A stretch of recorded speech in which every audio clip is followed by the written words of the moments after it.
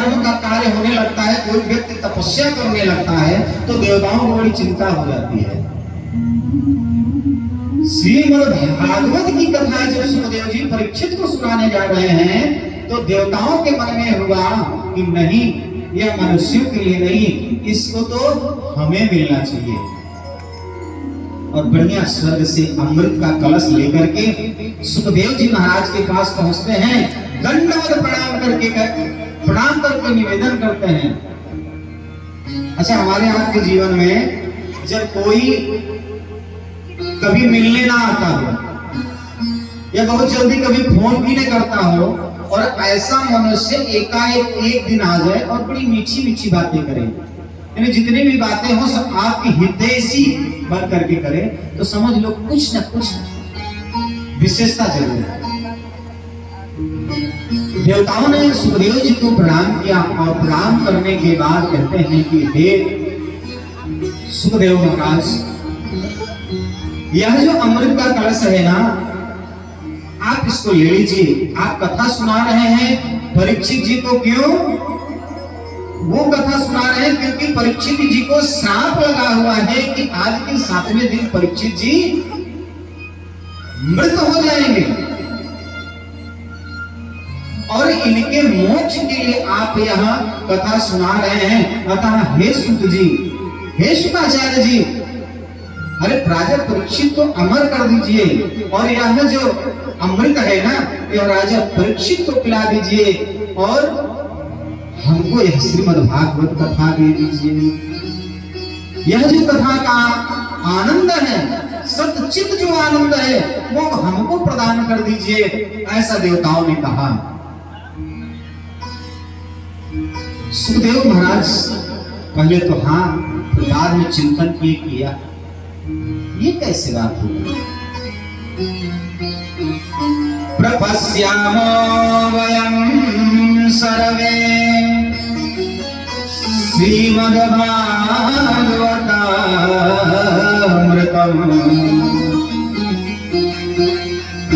यह जो अमृत है इसको आप बदलिए, अमृत के बदले हमें श्रीमद् भागवत कथा का श्रवण कराइए। सूत जी ने मन में विचार किया कि भैया ये कौन सी बात हो गई, कहां कांच की मणि और कहां स्वर्ण हीरा माणिक मोती, इसकी तुलना कभी नहीं की जा सकती है। सुखदेव जी ने चिंतन किया कि अमृत अगर इतना महान है, तो एक बार वही अमृत की आवश्यकता गरुड़ जी को थी। भगवान विष्णु के जो साथी गरुड़ जी हैं, गरुड़ जी को आवश्यकता हुई अमृत के लिए।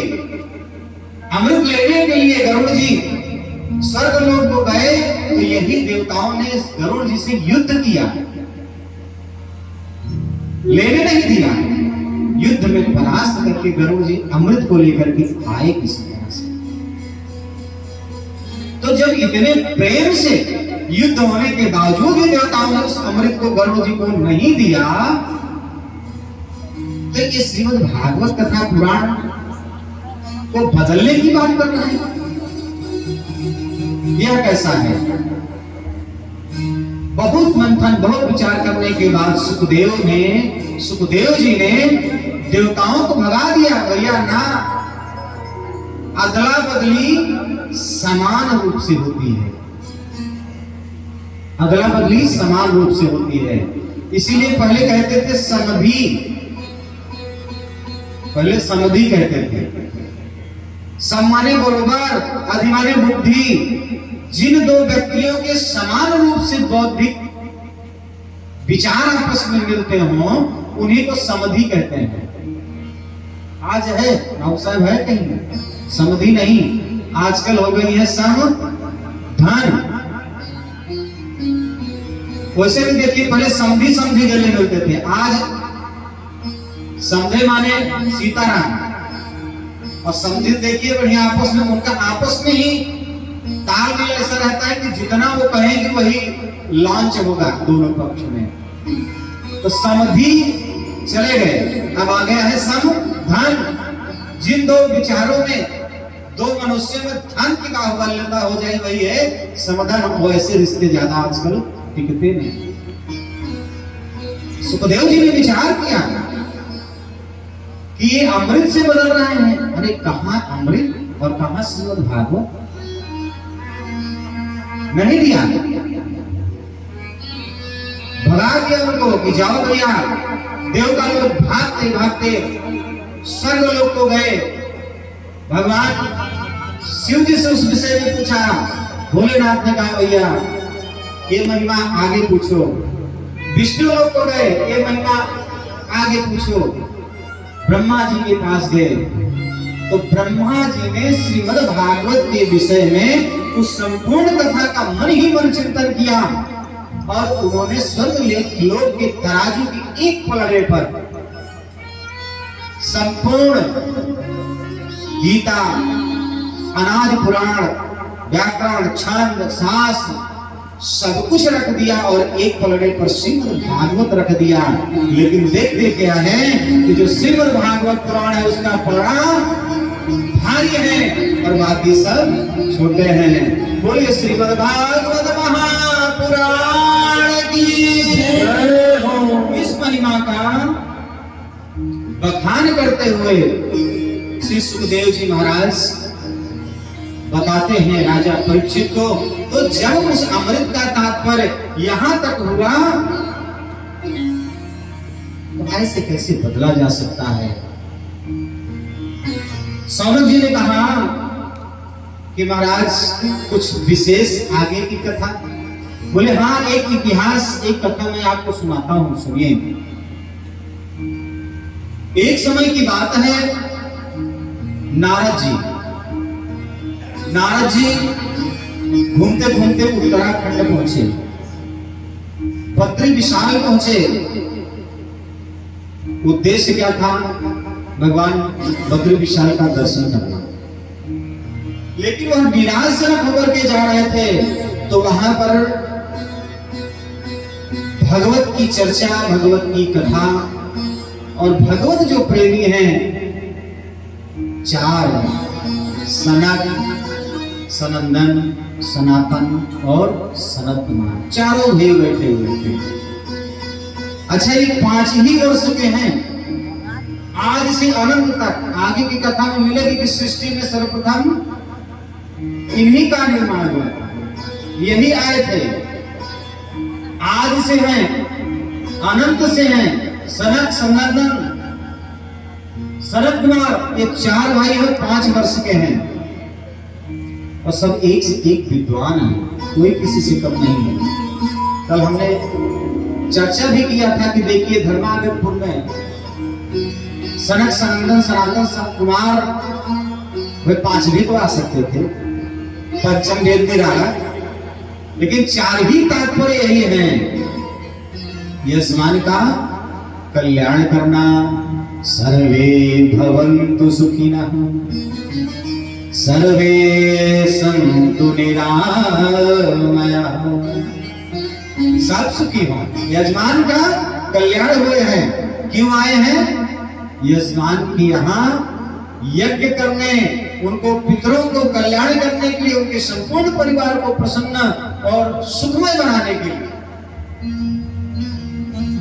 आज नारद जी घूमते घूमते चले जा रहे हैं और देखते क्या है कि चारों भैया एक जगह पे बैठे हुए हैं और नारद जी को देख करके चारों भैया बोलते हैं, वाह वाह नारद जी, कथम ब्रह्मन्ते नमुखः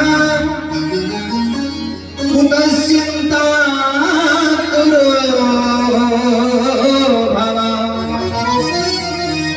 भरितं गम्यते पुत्र कुतस्यागमनं तव। चारों भैया ने नारद जी को देखा तो नारद जी से पूछते हैं कि हे मुनि नारद, आपका मुख मुरझाया हुआ है, आप बड़ा चिंताग्रस्त दिखाई दे रहे हो, क्या बात है? मुख मलिन क्यों है? नारद जी उदास मन से बोलते हैं कि हे महाराज, भैया आप सब कुछ जानते हो मेरे विषय में, मैं इतना चिंतित क्यों हूं, मैं इतना परेशान क्यों हूं? यह आपको बताने की आवश्यकता नहीं है, क्योंकि आप तत्वदर्शी हो, आपको पता है। फिर भी अगर आपको ऐसा लगता है कि आप मेरे ही मुख से सुनना चाहते हैं, तो मैं आपको अपने विषय में बताता हूं। भगवान, मैं संसार के कल्याण के लिए पृथ्वी पर भ्रमण कर रहा था।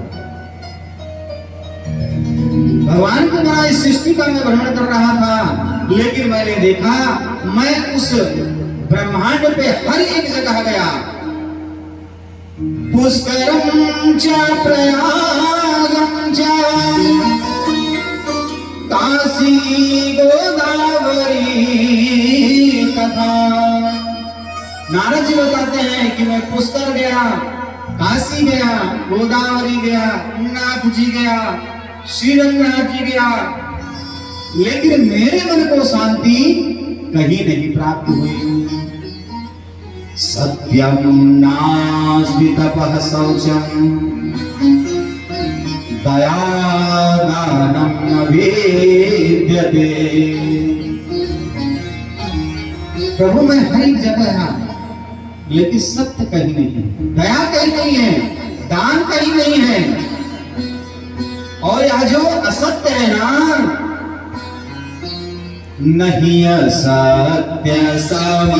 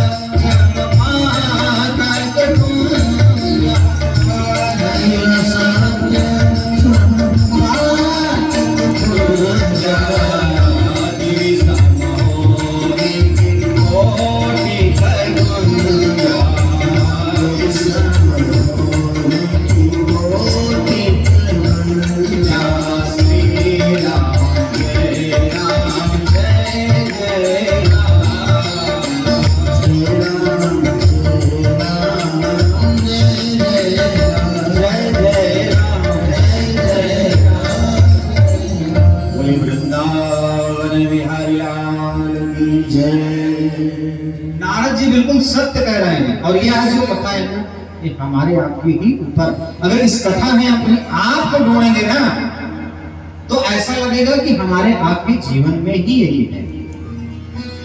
नारद जी बता रहे हैं, महाराज सत्य कहीं नहीं है, तप कहीं नहीं है, दान कहीं नहीं। अरे तप महाराज, तपस्या चले जाए, घूमते घूमते मैंने देखा कि लोग अपने आगे तपस्वी लिखते हैं,